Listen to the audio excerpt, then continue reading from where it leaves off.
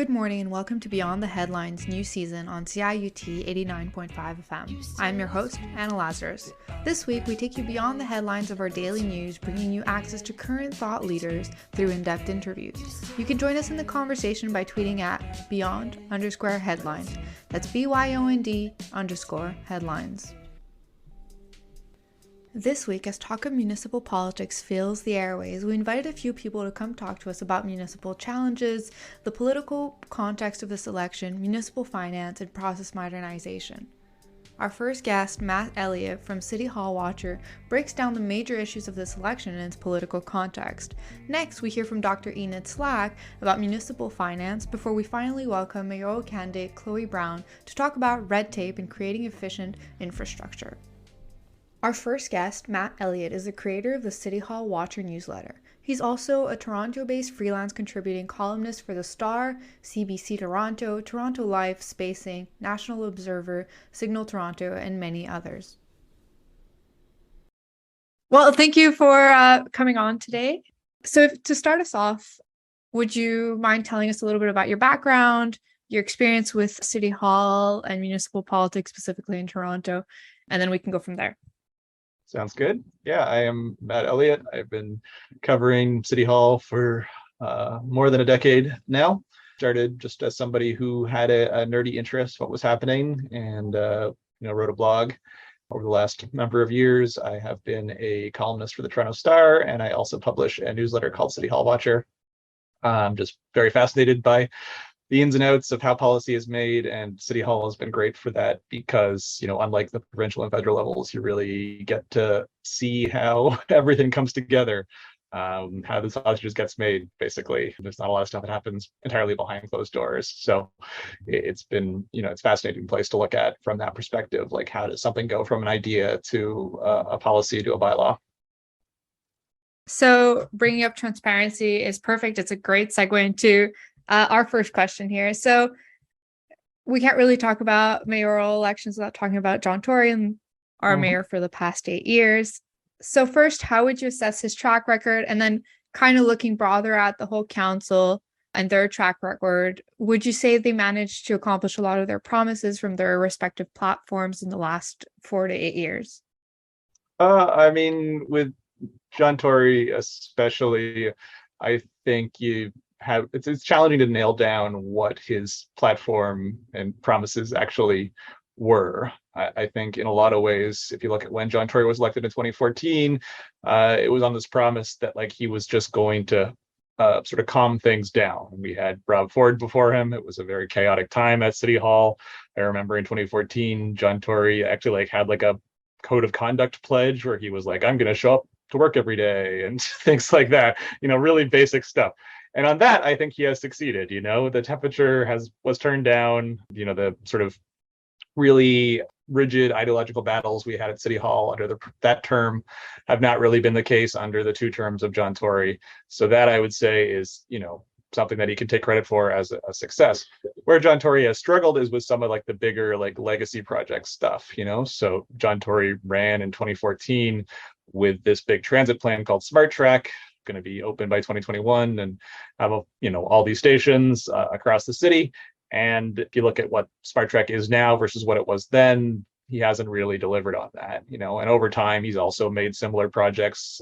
He proposed the Rail Deck Park, big downtown park that also ran into trouble surrounding ownership. So I do think John Tory is an interesting sort of case study in mayors because he has succeeded in some of the sort of smaller operational stuff that he promised to do. But in terms of the big things that mayors like to have, where it's why will a mayor be remembered in 50 years? That's the stuff that he's really struggled with. And council is obviously part of that. The mayor is 1 vote on council, but I think even though the mayor has a very good track record of winning votes on council, it's interesting that he still has struggled to actually translate his bigger ideas into action. Would you say he's choosing the votes he's bringing to council in the sense to inflate that record kind of higher? Because I think we saw this year, the mayor kind of had votes go his way almost all the time. Is that because he's just not taking in controversial voting? Yeah, I do think the mayor doesn't like to lose on the floor of council. So if there is something that he knows he doesn't have a vote for, he will hold it back. We saw that on the issue of multi-tenant housing or rooming housing over the last year or two, where the mayor knew he didn't have the votes to do what he wanted to do, so he was going to hold back on that. So that is definitely something where he's not necessarily the kind of person who wants to really get into some really ideological battles on the council floor. He'd rather wait until he knows that he has the votes to get something through, which is a strategy. And different mayors have different strategies, but that is definitely the strategy Tory has taken as far as council stuff goes. But I mean, also the other dimension of it is like the mayor can't get a lot of this stuff done, especially the big like legacy project stuff, without also getting the province and the federal government on side when it comes to funding and various permissions and things like that that need to happen. So I do think in that sense, like what we've seen from Tory is that he's willing to sort of toss aside whatever he might want to do and work with the Queen's Park and Ottawa to advance their priorities. I think he would call it compromise, but if you look at transit, especially, Tory was very willing to sort of say, yeah, I ran on Smart Track. It was my plan, but, Doug Ford has come along with a different plan, and I'm just going to jump on that one and say, okay, like let's work together and get that to happen. So it's interesting. I mean, compromising is part of the job, but I think people can rightly criticize Jen Tory for being like too willing to like jump on a compromise. Okay. Bringing you back to this election, what have been the major policy issues that have come up in the news, either because the candidates are talking about them or because Torontonians want to hear more about those issues? I think there's like two main things. So housing is a big issue, and housing affordability. I think it's something that became very pronounced during the pandemic as people looked and realized, okay, yeah, we're in the middle of a global pandemic, but housing prices are still going up very, very sharply. For young people, especially who live in Toronto now in their 20s and are looking ahead to the next few decades of their lives and coming to the conclusion that they just can't afford to stay in the city, I think has been a really hard thing for people to wrap their heads around. And it's also like dispiriting. Like there's all kinds of negative effects that come from this idea that we're going to be losing this population of younger people, as far as who's actually going to work at these jobs and who's going to eat at our restaurants and who's going to do all this stuff. Like a healthy city economy needs people of all ages, and I really think that has come into focus through the housing issue. We can talk a bit more about like who actually has workable solutions for it, but that's the one big issue. And then the other one would just be, I think this election, there's been this sort of like mounting realization that the city just kind of looks shabby. Like people walk around and things like the garbage bins that always seem to be overflowing or broken or both.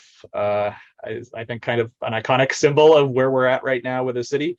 The mayor and incumbent councillors will point to the pandemic challenges and say, this is just sort of a hangover from that, and we're going to get back on to having a more well-run city. Other people would point to, it's been 12 years now of conservative-leaning mayors that have really pushed to squeeze every dollar they can out of every budget. And maybe this is a result of that. So those two things, housing and just sort of is the city broken, I think have really come into the focus as the two main issues of this election. All right. You also mentioned actually looking at what the candidates are proposing. So let's take housing. Let's start with that. What are the policy options right now on the table from the candidates? Are they feasible either from a budgetary stance or even from a bureaucratic stance? Do we have the manpower to do them?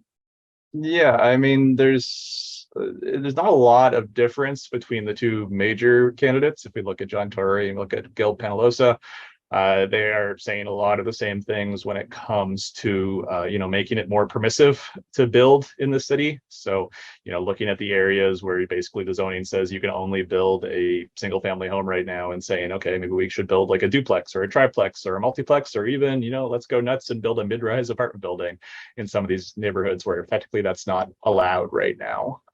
So we're hearing similar things from both all the leading mayoral candidates, I would say, on that. I think the criticism of Tory would be, you've had the job for 8 years, why hasn't it been done yet? And then, there's also like a delicate balance that happens in politics as well, because I think if you talked to some of the people running for council in these areas that are zoned for single family residential only, you would hear from them that, that when they talk to people at the door, they don't want that to change. So there is that dimension as well, like the NIMBYism, not in my backyard stuff. But for I think it's been gratifying that we haven't really seen like a candidate for mayor with any real profile come out and be against that. It's nice to see some agreement there. But the other side of it is, especially in our economic environment today, John Tory has gone all in on this idea that the city can make land available, provide some incentives for private developers, and people will build various types of more affordable housing that way. That was economically feasible when the numbers worked out as far as interest rates go to make it profitable for a company to come in, or at least for them to break even.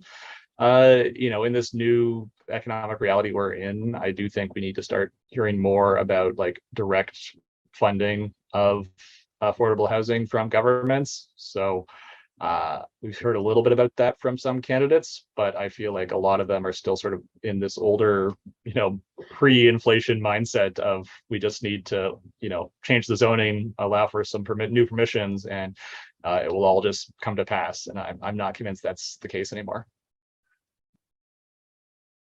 I just want to pick up on something you mentioned about candidates going to door and trying to keep their neighborhoods down to single family homes or even duplexes, triplexes, just smaller, just going against this trend of high rises. That was one of the reason that strong mayor powers were supposed to be important, and those veto powers. So we wanted to stop councillors from being able to essentially just vote against high rises in their neighborhoods. But so just, I guess this would be more of an opinion on your end, but do you think the mayor would be incentivized to use that power, just as he wants to do the same thing, right? I would see him being incentivized to also say, no, like my community also prefers to have single or two family homes, especially given Tory's stance on property taxes. I could say how that would maybe make sense. Yeah, I mean, I could see it. I mean, that definitely was, I think, the rationale behind the veto powers and some of the other strong mayor stuff is as a tool to get around some of this NIMBY sentiment.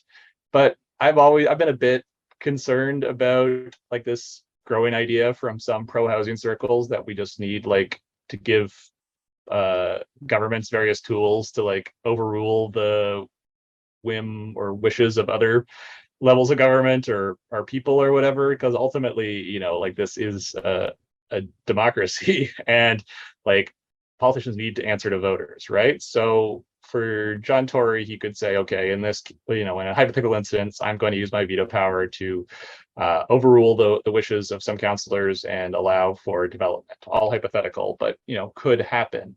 But like John Tory wants people to like him, like he needs people to vote for him. Maybe it's different after this election should he win, because he might not be planning to run again. But for these other politicians, he might have somebody in mind that he wants to succeed him. Like it does come down to this idea where politicians want to do popular things. So I've been a bit concerned with some of like this housing stuff where it's all about density and things like that, which I agree with. It would be great, but like there does need to be this realization that people need to do the work to make it popular. So you need to be able to go to somebody, knock on their door and say, yeah, I know you're concerned about your neighborhood. I know you are worried about the idea of having like a massive condo built next to your house or whatever, but like it's explain to them why it's not going to be like this terrible scenario they have in their head. It's actually going to be good for the city, bring more people to the city, good for the economy, et cetera, et cetera, et cetera. I'm just not seeing enough people willing to do that work this election. I'm hoping that we start to see more of that in the future. All right. So thinking back to the selection campaign, which mayoral candidate would you say surprised you most? Why and how did they do that? Chloe Brown, I think, has been really interesting as a mayoral candidate. Was not super familiar with her or her work before this campaign, but I do, I talked a bit about housing as a major issue, and a lot of the reason that's become a major issue is because of young people. And Chloe Brown is a younger person. It's been great to get her up on stage with some of these older candidates to provide that perspective, because I really think if you are somebody who is 50 or older in the city and you've owned property for a long time, it's challenging to get yourself in the headspace of somebody who's in their 20s or 30s even, who is looking at the housing market and saying, like, how exactly am I supposed to get in on this? Like, you look at the median salary in the city, you look at the median home price in the city, and it's like the math just does not make any sense to me at all. So what I like about Chloe Brown is that she's been the presence. We haven't had enough mayoral debates, but the ones that we have, she's been in both of them, and has just sort of really embodied that. I think pent up frustration people have with this idea, where it's like, this is something that's been building for a very long time. A lot of the incumbents, in the mayor's office and on council have been around for a long time. And it's like, what exactly are you going to do about this? If we have a housing crisis, let's treat it like a crisis. So that has been a very nice surprise from this election, because, I just like the idea that every municipal election we get some voices who come out of unexpected places, and it's like, oh, this is really needs to be said. It needs to be heard. Yeah, that's great. I also thought she did really great at the last debate. Going back to the last debate, they had 5 of the 31 candidates, so not everyone, but from the majority that was there, they all agreed there was too much red tape at City Hall, though it was quite clear that all the candidates defined red tape as different things. Have you seen ways in which the current council may have attempted to cut down bureaucracy and barriers? And if not, has there been an opposite trend towards over bureaucratizing processes? Yeah, I think the pandemic was actually, I'm anti-pandemic. I was not a fan of the pandemic. Let's make that clear. But there were things that came out of it that you could call, at least interesting, maybe even good. And one of the things at City Hall that was interesting and maybe even good was the fact that during the pandemic, it was suddenly like, oh, we don't have time to like have 6 community consultation meetings and an online survey before we install a bike lane on, Dundas East or a bunch of other places where they install bike lanes, or, we don't have time to go through like a extensive, process where we hire consultants to determine whether it makes sense to allow people to put like restaurant patios and parking spaces and things like that.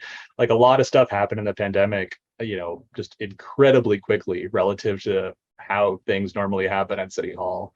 And a lot of that was because normally there'd be people at every step saying, we got to talk to these people, we've got to have another report on this, we've got to have a council or committee meeting before we make this happen. And during the pandemic, it became like, we just don't have time to do that. And even in a lot of cases, like, it's just not feasible to do those kinds of consultation events right now. So they made it happen. And I think that was, there were cases where they might have worked a little bit too quickly and didn't consider all the aspects of various changes. But I think sometimes it's better to just like get something out there, try it, see how it works, and then adjust as you go, versus trying to consider every eventuality before you make anything happen. But at the same time, I'm not sure that's really stuck around. I was hoping we would see more of, a realization like, hey, we can keep some of this spirit alive after the pandemic. But I've seen a lot of the, red tape, if you want to call it that, or bureaucracy or whatever, come back after, as the pandemic has sort of receded into wherever we are now. Which has been disappointing. I do think, people talk about wanting to cut red tape, but one of the challenges is that, politicians like the opportunity to weigh in on stuff. So, one of the best things we can do to cut this red tape or bureaucracy is develop processes where like it doesn't need to involve the politicians. The politicians define the policy and then the policy just happens. So you don't have a case where like a councillor is weighing in on every application for like a restaurant patio or a liquor license or whatever else. But they don't love that idea. Like, people get elected and they like the opportunity to put their 2 cents in. That includes the mayor as well. So I think that's always going to be the tension, is that it's very easy to sort of say I'm against red tape because it's this like nebulous concept. But when you actually start talking about specifics, you'll get politicians saying, well, I would like a chance to, have get a heads up on that and get an opportunity to say whether I think it's a good thing or a bad thing before it happens. So, it's way more challenging in practice than it is when it's just like a question on a debate stage. So this has me wondering, when the council was cut in half by Premier Ford, did having more people create more bureaucracy because you had more people wanting to weigh in on the issue, or had it the opposite? You had more people that either way had to discuss the issues, but at least you had more people working on them, so things would pass through quicker? Was it? Yeah, I think like the challenge was when council was cut, the processes basically remained the same. So you still have a bunch of processes that require a councillor's office to be involved at various points, whether it's on development or permits or whatever else. There's lots of cases where like a councillor needs to be informed, and because of various the way things are written in terms of what triggers an appeal or an objection, like there's these places where councillor involvement is sort of built in. And when you had more councillors, yes, you had more people who were getting involved in saying things, but now you have still the same demand for councillors to get involved, but they are stretched really thin, right? So you've ended up with a process that is basically the same as it was before in terms of red tape or bureaucracy, but you now have like double the demands at least on councillors. So it's just added, I think, a extra layer of delay in some cases because councillors just can't get to everything, or chaos in other cases because councillors are need to be involved but are not able to sort of get all the information that they probably should have before they make themselves involved. So yeah, I don't think it's led to any real streamlining because they only did like half of it, right? Like, okay, you got rid of some of the politicians, but the other side of it is you need to like simplify and streamline these processes, and that hasn't happened yet. All right, so jumping into other challenges for the council, they're going to have to balance the budget when time comes. So the elected council will have to deal with about a $1 billion deficit. Are any of the candidates talking about this? What are the plans on the table to address the books, if there are any? This is my biggest frustration with this whole campaign period, is like, if yes, there are issues that people care about going door to door, and we should talk about those issues, but the biggest work of the new mayor and council after this election is going to be the budget. Like, how do you solve this budget? It is a real humdinger of a riddle. You have to find $1 billion somehow to make this thing work. And I mean, it's a two-part problem too, because the city is facing a deficit for the current year budget, which the city is not allowed to run a deficit. So they made some assumptions about, the province and the federal government are going to come with all this COVID money, like they did past couple of years, and that will patch over the hole we have in our budget.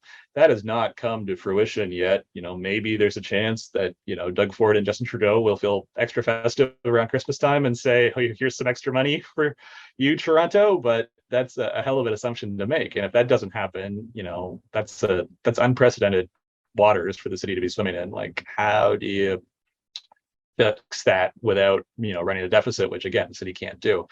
Then you have to turn the page and figure out how to do a budget for next year, starting in January. And that's going to be another major challenge, because if the province and the city don't come together. Oh, hold on one sec. Sorry. If the province and the city don't deliver this year on emergency money, it would be very foolish, I think, to assume that they would suddenly change their mind in 2023. And you could make an assumption that there's going to be provincial or federal money for Toronto. So you really need to start thinking, okay, like, we only have so many levers to pull at City Hall as far as balancing budgets go. Either you're talking about significant property tax increases, either you're talking about significant cuts to services and capital programs, or you're really hoping that you can get some extra money from other levels of government, which again is not something I think you can bank on. So I just wish there was more sort of acknowledgement that this is the situation. Instead, you have sort of the standard thing where politicians running for office will say, if I elect me and I will do X, Y, Z. And it's like, I think a lot of those things you're promising are good things, but like at this point, I'm not even convinced the city is going to be in a position to deliver the services we have now, much less new ones in the next term. So it's just a very strange election because like literally the house is on fire and everyone's outside and like just talking about like this would be a great spot for a park, and it's like, no, yeah, I agree, but the house is on fire. Like let's deal with this, the inferno over here.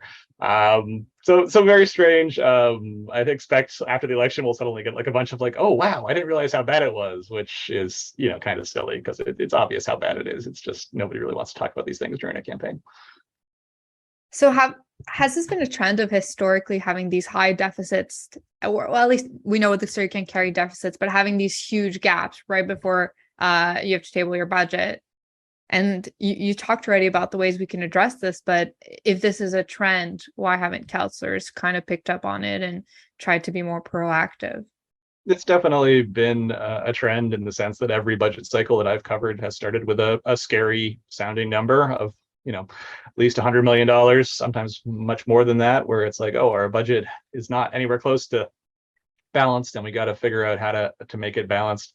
But I mean, the reason that's happened is just because fundamentally, if you look at the amalgamated city of Toronto, which is 20 plus years old at this point, there's never really been a case where you could look at it and say, oh, that city is financially sustainable with its obligations for the services it needs to provide and the revenues it's allowed to collect. That math has never worked out. So there's been a lot of efforts over the years to just sort of like patch over things. And so you'll get cases where you'll use one-time funding from the province or the federal government to patch over a hole in your budget. You will use revenue from, the only real move that has ever been made to address the city's sort of structural fiscal framework has been under Mayor David Miller, who introduced the vehicle registration tax, which only lasted a few years, and the land transfer tax, which is still in place today. And that land transfer tax, that tax on property transactions in the city, has been in a lot of ways the city's savior, because without it, the financial problems would be so much worse. In a lot of years, it's brought in way more than budgeted, like hundreds of millions of dollars. It's been the thing that's been allowed the city to just keep on keeping on. And there's really worrying signs that that is also no longer something that the city's going to be able to count on as the market changes.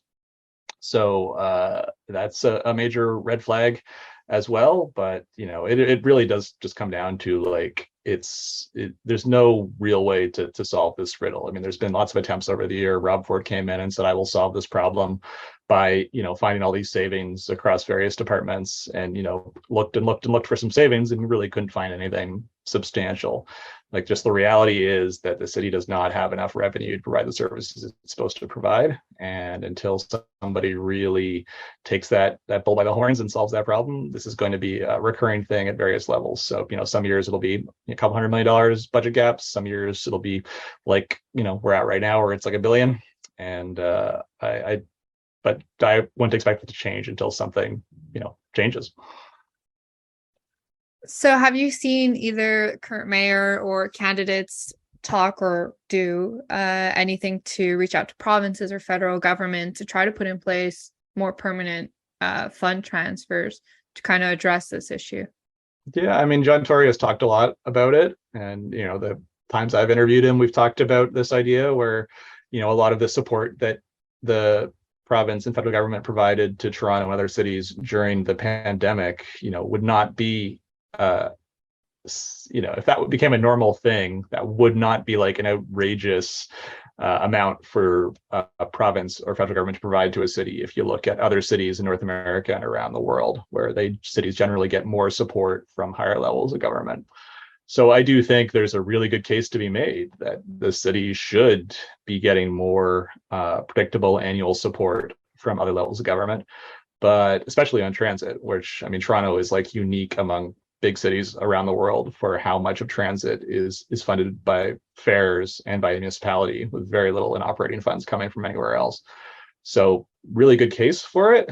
But I mean, the challenge is like, there's the sort of moral case, ethical case, like civic case, but then there's like the political case, and that's always been the challenge. Is what does the a prime minister or a premier get from giving more money to Toronto? And it sucks, I think, that it just comes down to like a political calculation like that. But there's a lot of demands on various levels of governments to fund various things. So often it does come down to like a just basic electoral calculation. I think there are ways that the mayor and council could put more pressure on levels of government. I've been critical of John Tory for being somebody who's willing to jump to compromises and not necessarily willing to really fight as hard as I think he could fight for some things. And maybe in the new term, given how dire the city's financial situation is, we will start to see more of John Tory the fighter. Because I'm just not convinced that sort of like this compromising, let's have some meetings to talk about it approach is going to work when you look at the scale of what Toronto needs. Yes. So kind of collecting my thoughts. We've talked about a lot of things here. We have. So I'm kind of thinking about, you mentioned a little bit electoral participation and the calculations that are done at other levels of government. And just to bring it back at our level here in Toronto, who's watching this election? And who do you think is most likely to vote on Monday? Not enough people are likely to vote on Monday. That has been something that has been, I think, sad about this whole process. We've talked a lot about the politicians, but they're also, I've covered, 2 municipal elections as like a full-time journalist, 2014 and 2018, and then this one. And in 2014, there was just a real like level of enthusiasm and interest, and at the mayoral level, at the council level, there was a lot of excitement. In 2018, it started with a lot of excitement because there was going to actually be an expansion of the number of seats on council. Would have been more new faces elected than in the city's history had that gone forward. Then that changed, and it became more of a focus on what Queen's Park was doing to Toronto with the cut to the size of council. But there was still a level of engagement. The level of engagement for this election is low, and I think it's continuing a trend that we saw in the provincial election, which also which saw very, very low voter turnout. I think the voter turnout for this election municipally will be lower than that even. And I've been trying to figure out what it is exactly. I think there's something to be said that after the pandemic, people are just not really willing as much to turn their minds to politics. There's a lot going on. For some people, it's just like, hey, we can actually get out in the world again. The last thing I want to do is have to think about politics. There's been a lot of elections over the last few years. We had a couple of federal elections and a provincial election. So I've heard from lots of candidates knocking on doors that they go to somebody and talk to them about the municipal election, and the person says, no, I already voted. Like in the spring, I voted. Like, you don't need to talk to me. I'm done. And people are like, no, that was provincial. This is municipal. But you can see why there could just be some sort of collective burnout with the political process. I also just think like people might be at the point now where they have to be convinced that it actually matters. I like, if does casting a vote on Monday translate into meaningful change for the city? I think some people are cynical about that, and that makes me sad, because absolutely, municipal government especially is the government you see when you leave your house. You see it in the street in terms of every little thing, whether it's the painting on the crosswalk, the timing of a traffic light, whether a streetcar or bus or subway train shows up when it's supposed to show up. All these things are municipal, and all these things are basically on the ballot on Monday. But I think in some ways we sort of just need to get back to basics and talk about what our city does and why it matters. I also think there is sort of this built-in expectation that John Tory is going to win again. Polls show that to be very likely. So it's just hard when you have that sort of feeling of inevitability in an election versus you can imagine an election with an open seat for the mayor's job. And I do hope when we get to that again, there's more excitement and enthusiasm in the city. So just taking that cynicism, why has there been so little organized opposition to John Tory? Why hasn't there been kind of an uproar from the population? We've talked about, we've had the past 8 years. We're constantly seeing these budget gaps. We're seeing the same issues come up. We're still talking about transit and housing issues. Why hasn't Toronto kind of organized and tried to offer new Yeah, solutions? that's a damn good question. I asked it myself a number of times. It's very strange to me that I think if you talked to the average person on the street about the state of their city, and because I do think like this year especially, it's really become clear. Like you can sort of the city feels a bit broken when you walk around and look at things, and at the same time, even though I feel like people are picking up on that and that's registering, we are looking at a scenario where the incumbent mayor gets swept back into office, pretty handily, which is not the way it's supposed to work. If people aren't happy with the way their city is being run, then theoretically they look for change at City Hall. But I think again, like first of it all, you have this idea that the cynicism about whether the democratic process will actually lead to any meaningful change. There's like this sense of defeatism where it's like nothing's going to matter. Like this is just the way Toronto is, which is really disappointing to me. And then you look at the opposition side, and I think one of the things that happened when council was cut is we saw a lot of like the rising stars on the left leave council because of burnout. They're generally younger than John Tory, certainly. And, a lot of them have young families, and the job became very, very challenging. So, you look at some of the gaps that we are going to have on council. Council lost Kristen Wong-Tam, for example. Council lost Mike Layton. Council lost Joe Cressy for various reasons, but all, pretty similar reasons when you actually look at it. And it's like, okay, under Rob Ford, there were these downtown left-leaning councilors that were willing to sort of name themselves the opposition and work against the incumbent mayor. We've had some of that during John Tory, his first term, especially. Under his second term, that opposition has sort of faded out and isn't really there.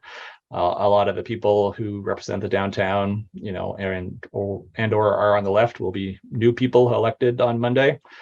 So, some of the work I think that needs to happen is like sort of rebuilding that coalition of people who could conceivably, succeed John Tory as a left-leaning standard bearer.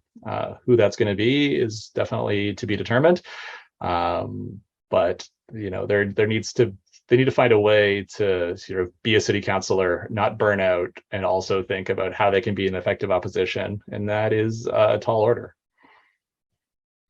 Yes.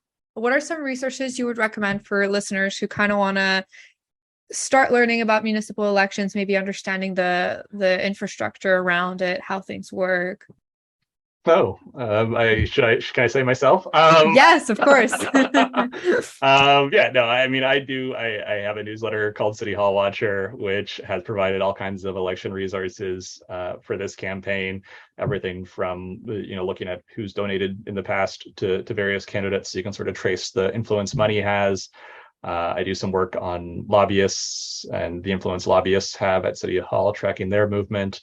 Even basic things like, if you're curious whether your incumbent councilor has shown up and voted, on every vote, what their attendance record is like. I have some data on that as well. So that's cityhallwatcher.com. And then, the Toronto Star, which I also contribute to as a columnist, but their press gallery or the City Hall gallery is second to none as far as City Hall reporting goes. So, the coverage there has been really good. And there's a resource called the Vote Compass, which will let you sort of plug in your positions, compare them with the positions of the mayoral candidates and council candidates, which can be super useful if you're just looking to get a sense of, where you align with the people running. I also want to give a plug to an outlet called The Local, which has done some really good profiles of people running for council and also has a candidate tracker as well. So check out the Local if you haven't, because they've done some really good work online. Thank you very much for taking the time to talk to me today. Oh, no problem. It was fun. Once again, that was Matt Elliot. We will continue our discussion with Dr. Enid Slack. For those who are just tuning in, welcome to Beyond the Headlines. Remember, you can join us in the conversation by tweeting at us on Twitter at beyond_headlines. Our second guest is Dr. Enid Slack. She is the director of the Institute on Municipal Affairs and Global Governance at the Munk School of Global Affairs and Public Policy here at the University of Toronto. Hello, Dr. Slack. Hi, Anna. How are you? Good, good. Can you start us off with your background? Okay. So my name is Enid Slack, and I'm the director of the Institute on Municipal Finance and Governance at the School of Cities at U of T. And we work on the financial situation, the fiscal health of cities and city regions in Canada and in other parts of the world as well. That's awesome. So I'll try to keep my questions to fiscal health in that sense. So this new council that's going to be elected on Monday and that's going to come into power soon is going to have close to $1 billion deficit gap to close. I was wondering, historically, how has City Hall balanced the books, and have you seen governments kind of drag on such a big gap in the past? Well, every year at budget time, the city looks at budget pressures, and it often is in a situation where the revenues are not sufficient to meet the expenditures. But by law, municipalities in Canada have to balance their operating budgets. And so every year they go through the same kind of deliberations where they are trying to make revenues and expenditures equal. And that, of course, means either cutting back on expenditures or raising revenues. And so it happens all the time. I think this year, in the past few years, COVID has changed things because the city has had to make some additional expenditures on housing and homelessness, on social services, on public health, on IT, but at the same time, the revenues have fallen. So property tax revenues have continued, but user fee revenues have fallen, and particularly transit fare revenues. So during the height of the pandemic, or sometimes we say the depth of the pandemic, ridership was down on transit and by 80 to 90%. And of course, transit fare revenues fell as well.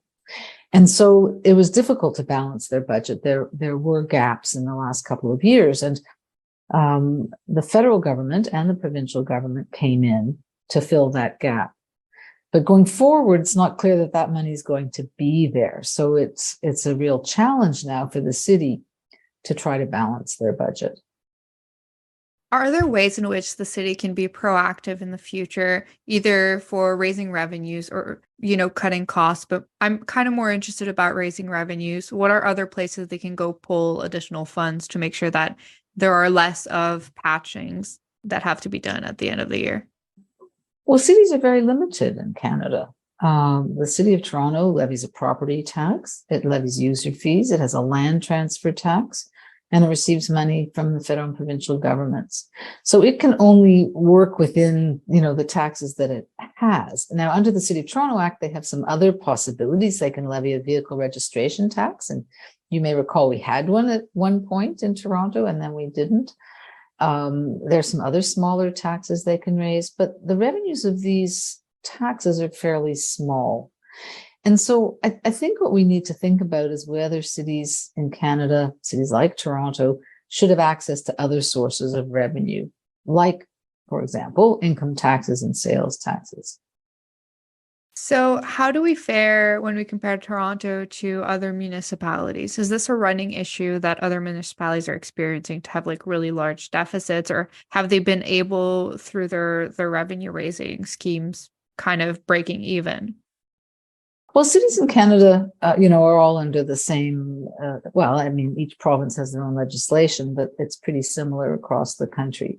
And so particularly during COVID, those cities that have a major transit system were hit the hardest because of those revenues declining. But again, Canadian municipalities have limited room to move in terms of raising revenues. We can look at other cities around the world, cities in Northern Europe and Scandinavian countries where they're able to levy income taxes. Some US cities levy income and sales taxes. So, I mean, other cities have more options. And the literature shows, and there's some studies, at least during the COVID period, that suggest that those cities around the world that had access to different kinds of revenues, not just the property tax and user fees, but income and sales taxes, fared better than those that had limited sources of revenue like we do. To pivot a little bit, a few of the candidates mentioned the possibility of adding a vacancy tax. How big would that be? Do you think that would have a significant impact fiscally for the city? Well, we are going to be implementing a vacancy tax in the city. And again, that's not so much about revenues as changing people's behavior, right? That's really about people not leaving their houses idle. It's about renting them out and making more housing available. And if they do that, then of course the vacancy tax won't bring any revenues in. So it's really more about changing behavior and less about bringing in revenues to plug that deficit. Very interesting. And my last questions, unless you have any more comments for me, is do you have any resources that our listeners can be pointed to just to learn more about municipalities, particularly fiscal municipal issues? Well, I would go to our website, imfg.org, and we have lots of research papers there. There are papers on fiscal health of cities. There are papers on other tax sources for Canadian municipalities. We have a Who Does What series, which talks about what should the province be doing, what should local governments be doing, and then how do you pay for it? And we have a series that includes, papers on housing, economic development, and other topics. So our website has a lot of material on cities and their finances. Amazing. Thank you so much for taking the time to join me today. Happy to be here. Thank you. Our third and final guest is Chloe Brown. She's worked as a policy analyst across all sectors, connecting government, employers, and service providers to create solutions for public service and clear pathways to opportunities. She is also one of this year's mayoral candidates. All right. So hi, thank you for joining me today for this interview. Thank you. Would you like to start by giving us a bit of a background, who you are, why you're here today talking about the election with me? Okay, so my name is Chloe Brown. I am currently working during the day as a policy analyst at the Future Skills Center, where I have a portfolio of projects that are currently focused on the future of work.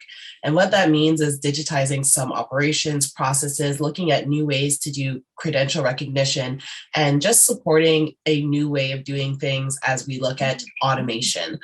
The reason why I'm running is because as a millennial, I see so much opportunity in advancing working class voices, technology, and democratizing systems so that all people can participate and perform in the future of work. Currently, management and the John Tories of the world have an idea of how things are done, and I really believe that that's slowing down what could happen. And the only way for us to push past traditions and the things that we know and what makes us feel safe in our comfort zone is by taking a risk. And that's why I decided to run, because I saw this window of opportunity, and I also saw that our house is on fire. Sometimes you just got to take that risk and jump out the window to get help. And this is what this is for me, getting help from my fellow students, residents, and trying to push the needle on what needs to happen to end the crisis in Toronto. It's a great mission. So what would you believe the city's priorities should be? Well, one of the big things that I've been pushing for is changing the way that public boards are run. From Toronto Public Health to TTC, the representation on our public boards is predominantly older executives, former executives, current executives, and that's really tilting how our public services work towards corporations versus the working class. And I really believe that the solution for this comes from Germany, where they use this thing called co-determination. And what it does is that it sets public boards for 50% workers, 50% corporate representation, so that there's equality and diversity of opinions at the public board to decide operations, programs, services, etc. And I stand by this because I honestly believe that there's too many people in the corporate suite telling the shop floor how to do its job.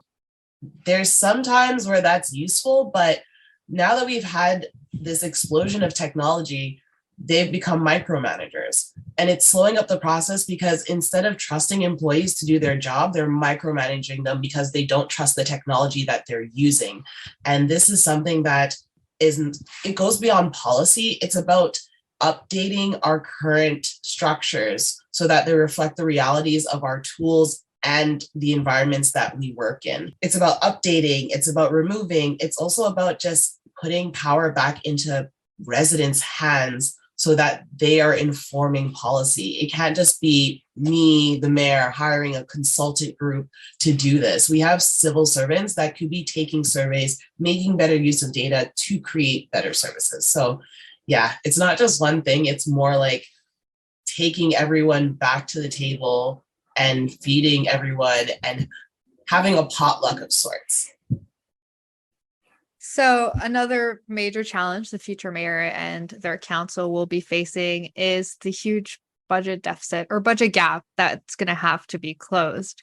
If you were elected, what steps would you take to closing that gap? So John Tory has actually amassed a war chest of revenue for the Gardner, from the city building fund, and he's put money away for his projects. And that's why I find us in this deficit, because the money's not being used effectively. So by canceling the Gardner rebuild, by having a land value tax that actually includes all landowners, a lot of people don't think about who's not paying property tax, and that's charities, it's nonprofits, it's churches. And there's an opportunity to actually capture the value and revenue that we've been missing by having fairness in our tax system.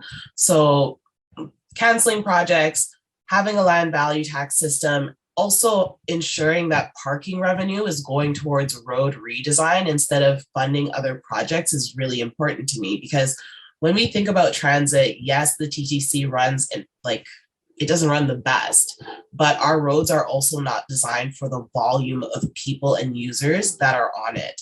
So even when we think about electric scooters, I did not think they would become a big thing, but we also need to build infrastructure for them. We need to regulate them. We need to have a system of where all the bikes are and how many are there in the city, because pedal bikes and electric bikes have different needs, and we should be building for that. Yeah, so that's where my stance on revenue, it's there, but it's just, we need to find better ways of using it. I think that's really interesting because it kind of ties into my next question really well, which is, cutting down red tape. Where do you think the red tape is? How do we cut it? Okay, that is actually a great question.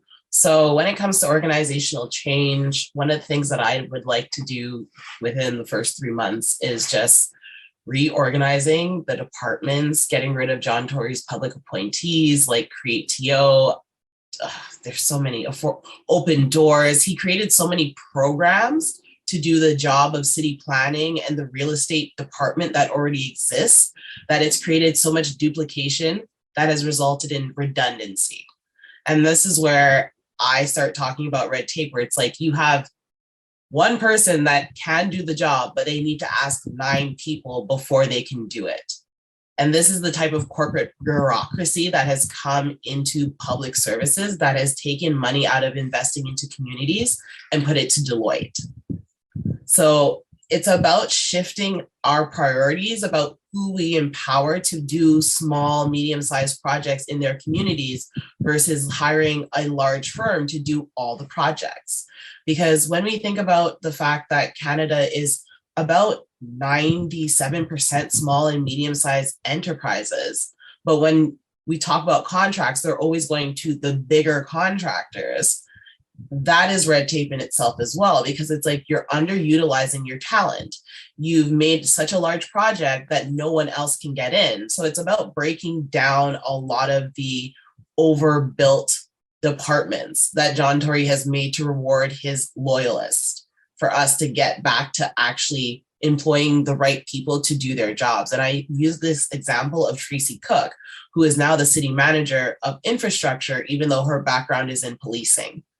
that is red tape, because it's like you've put someone in a position of leadership that they're not qualified for. And I think a lot of us as millennials come up against this when we're trying to introduce new ideas to management who may not be ready, but moreover is afraid that you'll take their job with your bright idea. And we can't operate in this place of fear when it comes to innovation, because yes, things will be lost, but that's the consequence of creative destruction. In order for something to grow anew, sometimes you have to take down the rot and the old things that were blocking the plant from getting sunshine and water, etc. So yeah, when it comes to red tape, it's just like me taking a millennial approach to my own job, where it's like, what are the better tools? Who actually works in this sector? What is the intersex of their knowledge? Because even though I do public policy, I also work heavily in project management principles. So knowing how to marry all the knowledge you gain from like working in retail, security, government, that adds to how you approach user service design. It changes the way that you do your research. So yeah, just investing in more people-focused methods, I think, will cut down on the amount of research we do into people and why they do the things they do. Mm-hmm. I think your approach of looking forward has me thinking about digitization. Mm-hmm. And so the city does have in place a framework for digitization, but just looking into the future, how do you think we will be able to fund this? And do you think the city of Toronto and just the public service itself is ready for that, for a heavily digitized network? Well, this is where I like to balance the idea of digitized with accelerated services, because there are certain things that you can just automate in your life without you being taken out of it. And I think about like my Google suite. I have a calendar, I have like my slides, docs, and that doesn't mean that I'm not doing work. It just means I can do it more intelligently with my group. So having clouds, like cloud sharing, having different apps, like even vaccine hunters, that didn't replace nurses. It just told you where to find clinics at a faster rate. And this is where we need to balance our expectations with technology. It's only there to help us automate outdated processes. It's not there to replace people. So my approach is digital literacy versus just buying software, because a lot of us are using our data right now with Uber, with Instacart, and a variety of different service providers, but we rarely engage the city about like, hey, how are you using my data to make a better service? We usually just go to social media and we're like, TTC's trash, this is trash. And it's just like, how do those complaints then turn into solutions? And I think there's an opportunity to re-engage public servants in teaching civic literacy with digital tools so that it's more transparent and easier for people to follow policy in plain language and also visualize it. I'm a huge visual person, and I just wish that there were more opportunities for storyboarding, for actually creating animation to explain an idea. And that's where I would personally like to hire more user experience researchers, more designers, more people from the art community, because when it comes to policy, it's very deep in legalese, but the values that we're all trying to get to can be communicated in a variety of symbols and icons that we all relate to. So yeah, it's just about changing our approach to communication and literacy that will really change our engagement with politics. Talking about engagement, how can we encourage electoral participation in Toronto? How can we make sure that these people, at the very least, just go vote? Well, it's a big question. If I'm going to be like fully transparent, one of the things that really got me off my butt was I went to a concert after being indoors for 2 years. I bought these tickets and yeah, world shut down. And I finally got to go see Rage Against the Machine. And their one song, No Shelter, really just got to me, because it's like they sing, there'll be no shelter here because the front line is everywhere. And I left that concert just like buzzing, and it really just made me realize like, this is what I want so bad, like being in Toronto, having these nights, and the only way to have that is to fight for it. So it's like, when you get that feeling that something is worth fighting for, like go for it. And we do it all the time when we think about like our academic and professional careers, but we rarely think about it during politics. And it only cost me $200 and 25 signatures to get on this platform. I could have blown that money on like online shopping or going out to a nightclub or something, but I took it because it was an opportunity to finally get some answers. And unfortunately, John Tory is a very expensive man to chase, but like, look at us. I didn't think we'd be here, but we are. And it's really encouraging because all it took was 2 debates for us to expect a higher quality of political discourse. And that's all I wanted. For $200, like, it changed the way that we expect politicians to show up. And that is something that I think a lot of us don't get to think about because we're constantly thinking about groceries, loading up that Presto card, but you feel it like in your gut, you feel it in your chest, like something is wrong and you know that you need to do something about it. So like, just do your research and do it. Like, look at us on YouTube and TikTok making content, just do it. Like, the energy you save for food service and tourism staff, take that to your politician, because a lot of us are just trying to fight the fact that we're earning minimum wage as adults. You know why we're earning minimum wage? Politicians. Like, the quality of life is literally their responsibility, and we shouldn't be angry at anyone else but them. And we should be taking to social media to be angry at them, because we take that energy with celebrities and strangers all the time, you know? So just my advice to people is like, take that time and reflect on what you want, because more often than not, you can actually get it. Like, you hustle and grind every day.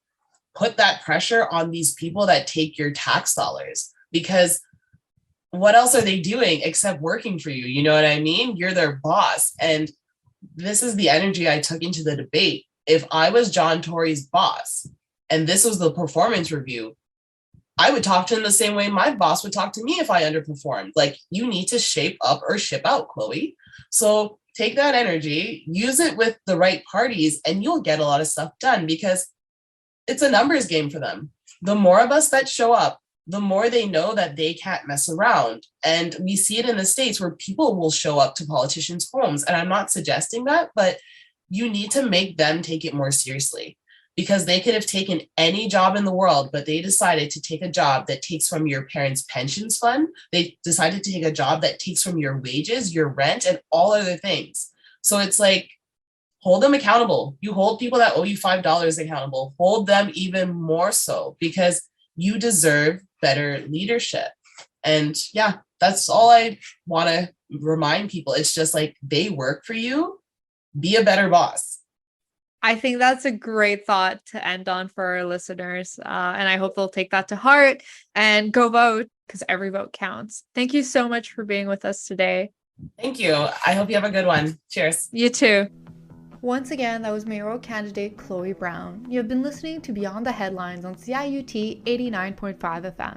Many thanks to our guests for joining our episode on Toronto's municipal election. Today's show was produced by Anna Lazaris. If you like the show, please consider subscribing and leaving a review wherever you listen to the podcast.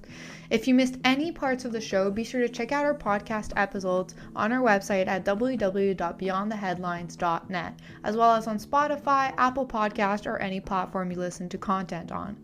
If you're a fan of our show or want to stay up to date with policy issues in Canada, follow us on Twitter at BYOND_headlines. You could also follow us on Twitter, Facebook, and Instagram. Be sure to tune in next week as we continue to take public policy discussions out of the hallways and onto the airwaves.